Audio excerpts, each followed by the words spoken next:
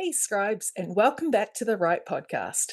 I'm Sarah Williams, and I am so excited to share this conversation with you today. I'm joined by the fabulous Tanya Nellestein, an Aussie journalist who followed her heart into fiction and discovered just how healing and transformative writing can be. In this episode, Tanya opens up about what it was really like to write her first novel, not just as a creative project, but as a deeply personal, cathartic process. She had to teach herself how to write fiction from scratch, learning as she went, page by page.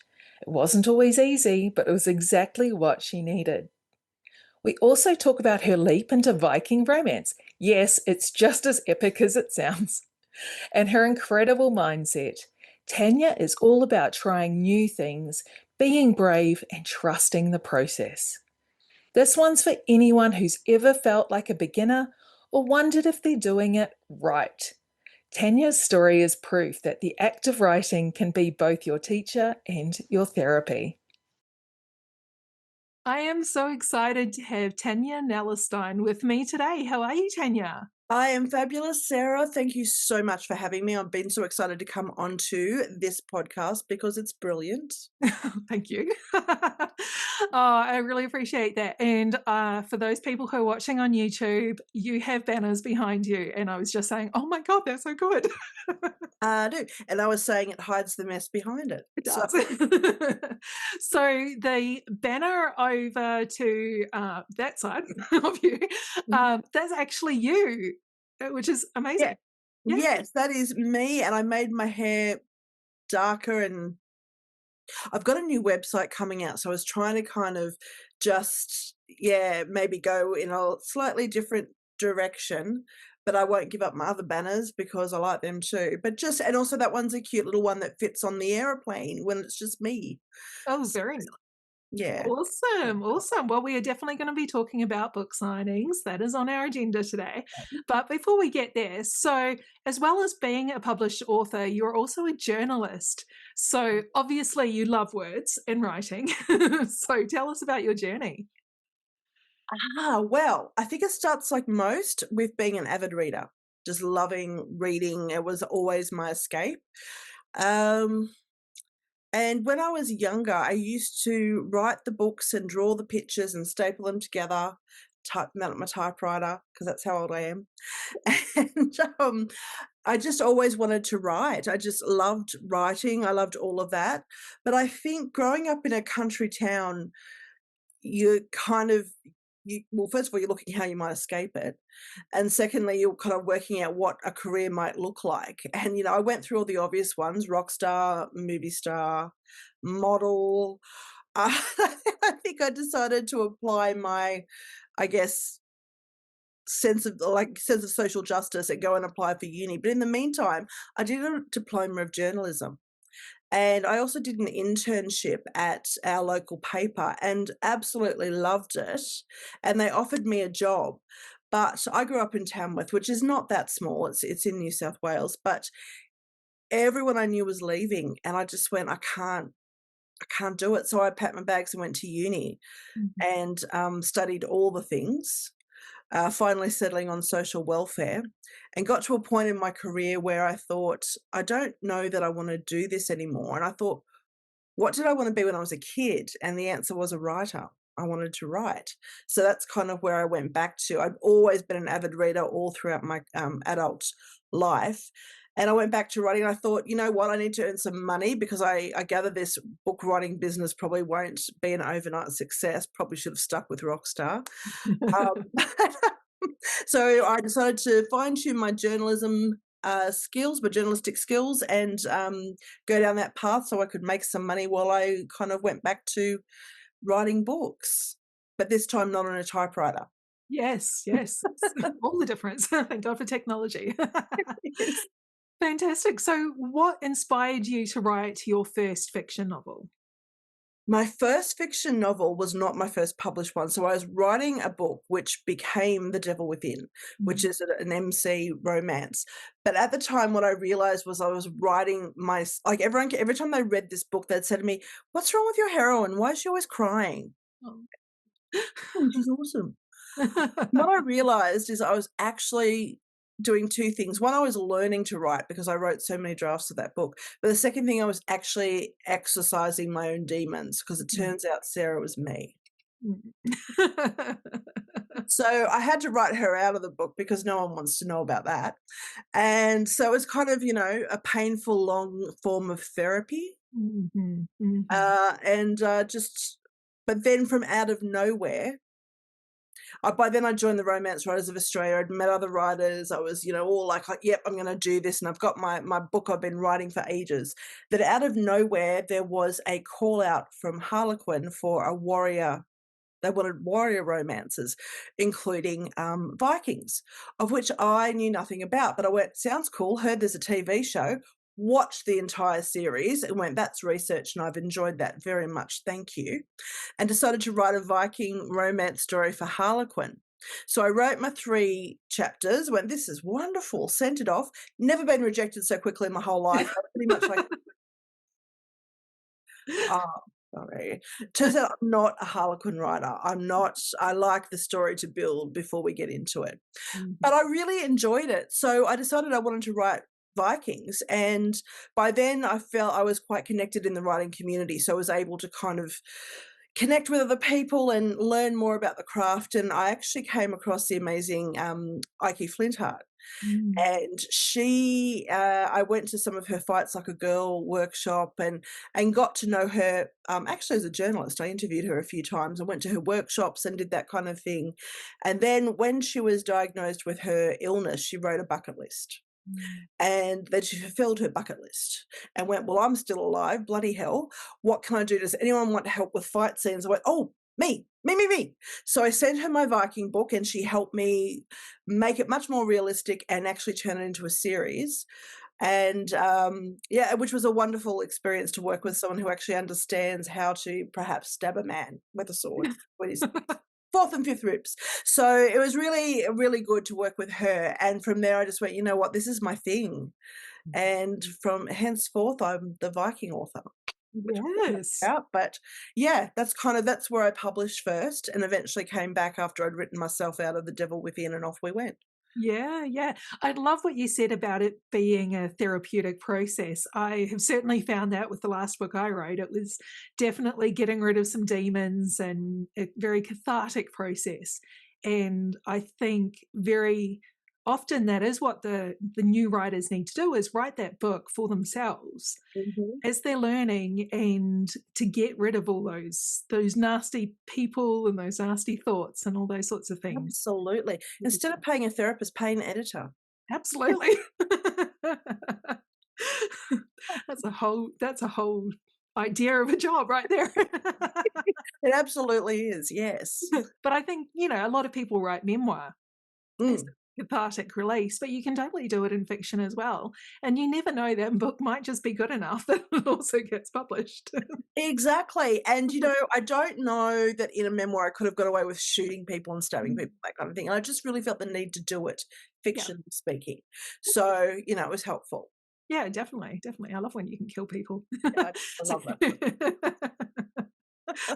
so you've done, Vikings, so then you've gone into a few different genres recently. Mhm. Tell us about those. Yeah, so I've got so I've done a little bit of, domestic noir, Mm, a thriller, which I really enjoyed, and then some small town crime, which started as a bit of a joke. I named all the good guys after the players from my football team, the Cronulla Sullivan Sharks, mhm. and originally I named all the bad guys from the Rabbitohs, and but I had so much fun writing this book that I renamed all the bad guys so that no one would sue me, and turned it into a series, which I'm really enjoying. If I could just write the next book, I'd be so bloody happy. Yeah. But in the meantime, to distract myself from the woes of my inability to write, I decided to actually, I have this wonderful reader. Her name's Stevie, and she's read all my books and she comes to all the signings, and she often brings her little girl, Melody.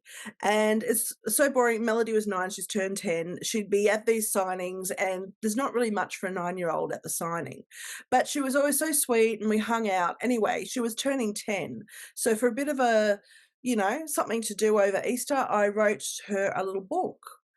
that turned into a series about a little girl called Melody who discovers she has magical abilities.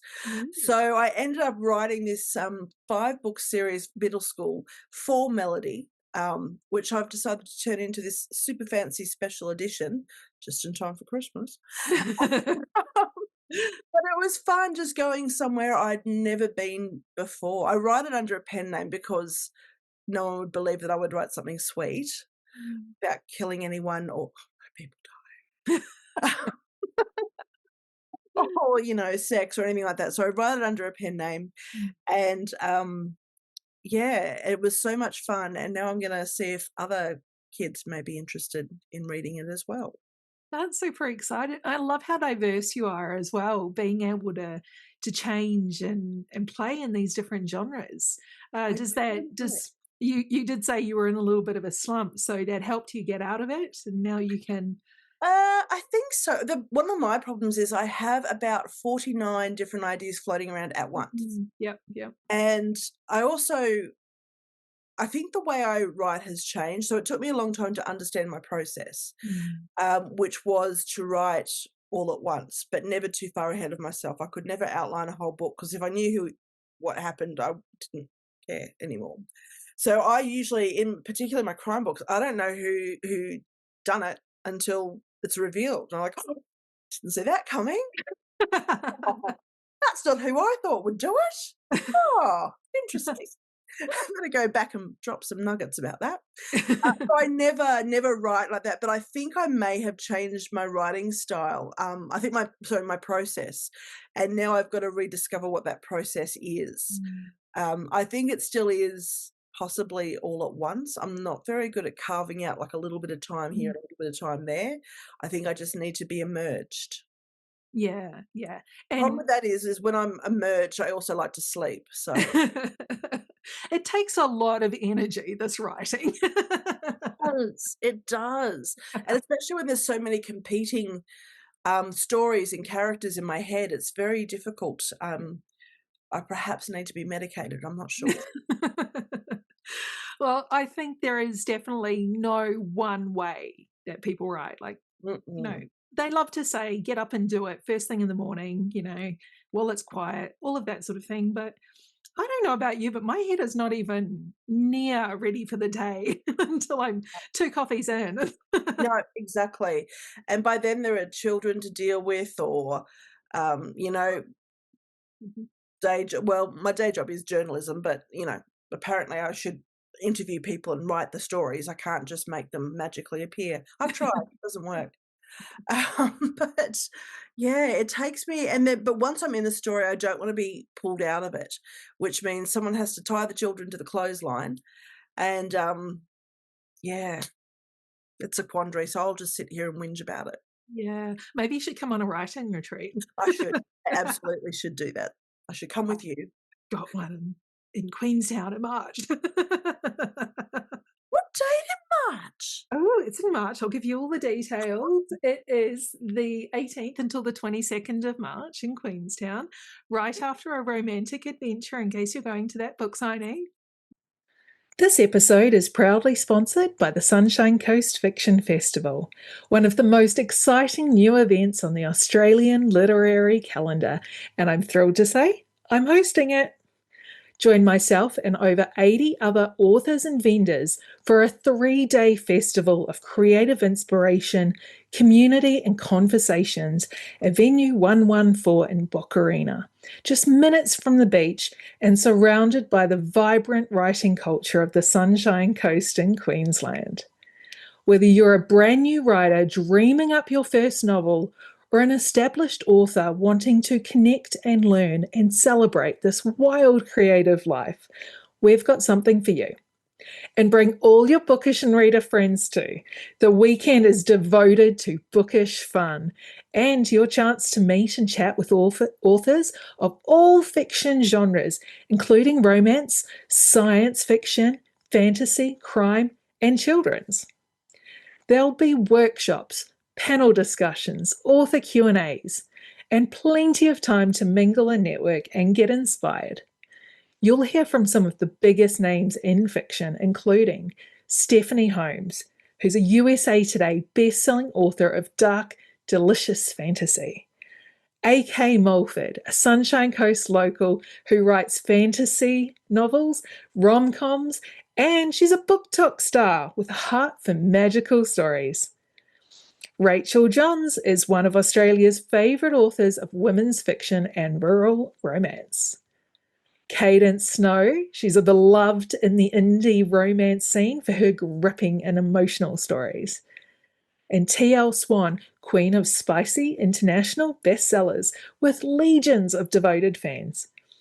And Candice Fox, award-winning crime writer and screenwriter whose thrillers you cannot put down. And of course, I'll be there too, not just as your host, but with my own table at the signing, ready to chat, sign books, and cheer you on wherever you are in your writing journey. This is your chance to meet some of your favourite authors, connect with other passionate readers and writers, and soak up an atmosphere of creative energy that will stay with you long after the day ends. Tickets are already selling fast, and this is a 3-day event. So if you're thinking about coming, don't wait. The Sunshine Coast Fiction Festival is proudly sponsored by Serenade Publishing, the Queensland Writers Centre, the Sunshine Coast Libraries, and Baventi. Head to sunshinecoastfictionfestival.com.au to check out the full program and book your ticket now. I can't wait to see you there. All right, well, let's talk about book signings now. So I definitely met you at book signings. We've bumped into each other a few times, and it was always your Viking covers that got me. Because I'm like, no one else is writing Vikings. This is awesome. And my partner, Tim, is obsessed with Vikings, so he has read your entire series and loves them. I love him. So what is it about book signings that you get the most out of? I think it really is. Like, everyone always talks about, writers are similar to readers, we're all introverts. I'm not. I am not an introvert, I'm an extrovert, and I absolutely love being out there, talking to people.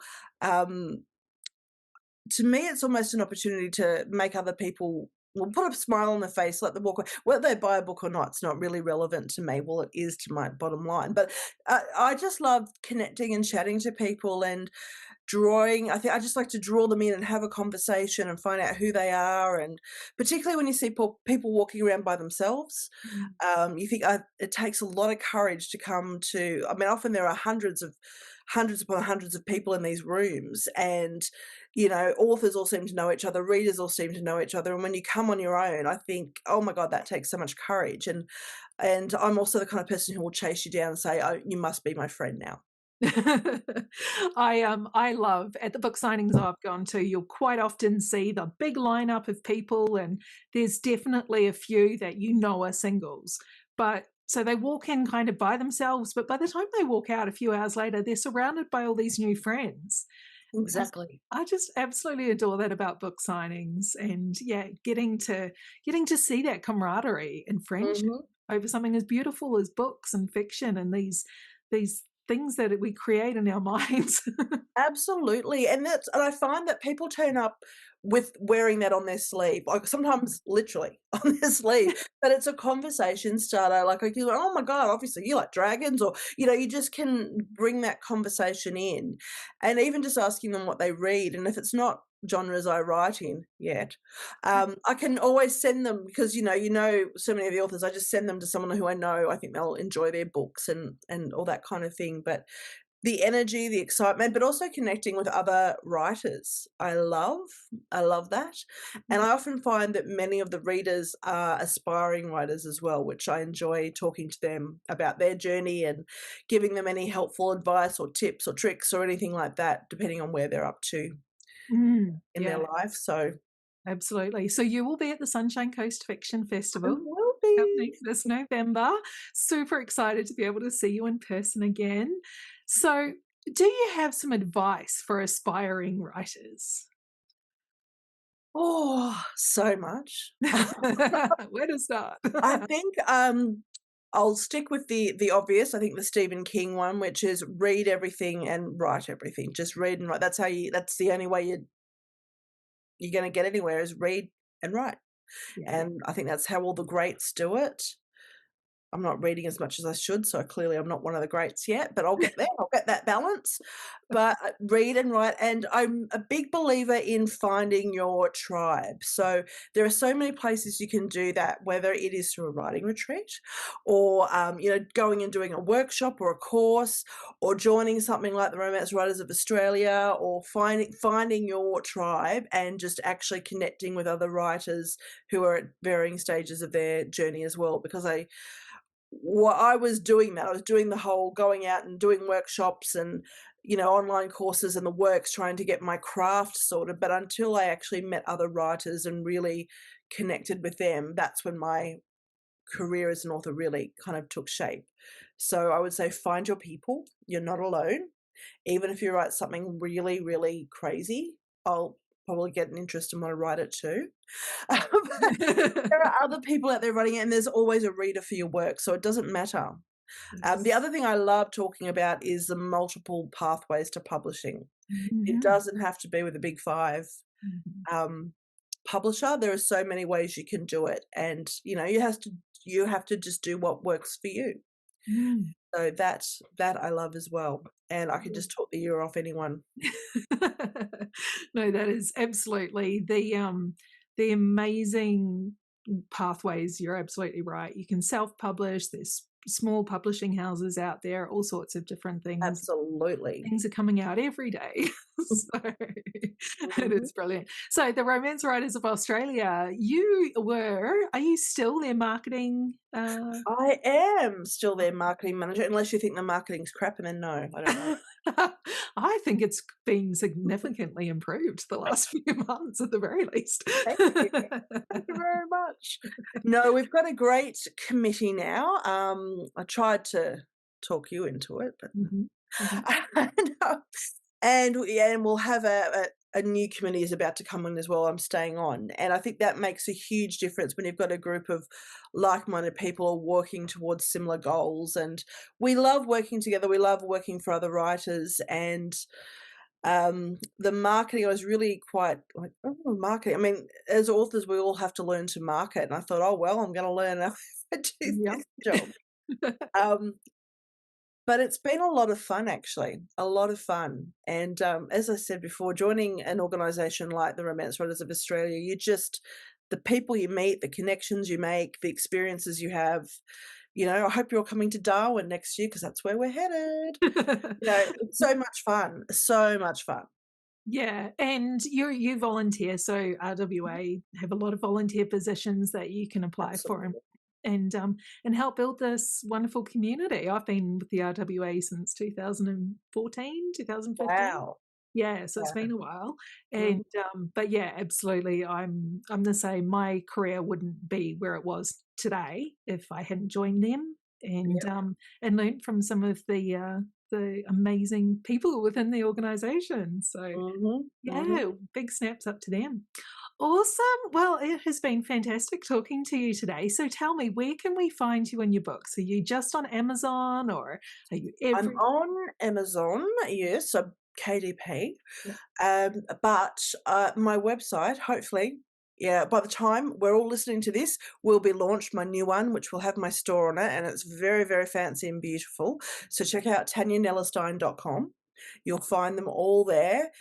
Some select indie bookstores, hopefully more select indie bookstores when I get my finger out, and, uh and all the book signings that you're doing. all the book signings, Like all the Post book Fiction signings. Festival.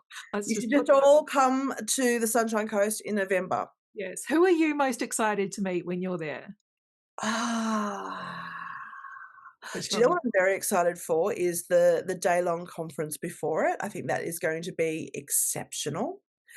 Um, I have been fortunate enough to be in the industry long enough to know most of these amazing women, so I'm just so happy to be catching up again with people like TL Swan and AK Mulford and Rachel Johns and, of course, yourself. Yep. There's so much hype about this one. Everyone's very excited to be there. So, yeah, I think, but I am really looking forward to that day on the Friday. Yeah. Um, Yes, it's going to Yeah. be so much fun. So tickets are still available both to the conference and to the weekend book signing. You can come for a day, you can come for the whole weekend, and you won't want to leave. Won't want to leave, and if I find you, I won't let you. That's it. And if you are traveling alone and you need someone to Come talk and to, talk to come. me. Absolutely. She'll have the amazing looking Vikings behind her. I will. I'll have all the things. All the Fantastic. things. Well, it has been absolutely fantastic talking to you today, Tanya. Thank you so much. An absolute pleasure. And because I like to talk, ask me on again. I'll come. Wasn't that such a beautiful reminder of why we write? Tanya's story really touched me, how she turned to fiction not just to tell a story, but to feel through one. I loved hearing how she navigated the steep learning curve of writing her first novel and how that process helped her grow not only as a writer, but as a person. So if you're sitting there wondering if you know enough or if you're ready, take Tanya's lead. Start anyway. Learn as you go. Let the words teach you. And if you need a little help getting started, head over to serenadepublishing.com where you'll find my free brainstorming fun sheet to spark your ideas. And if you're ready for more, the Fiction Writing Academy is there waiting for you. Thank you so much for joining me today. Keep dreaming, keep writing, and I'll talk to you again soon.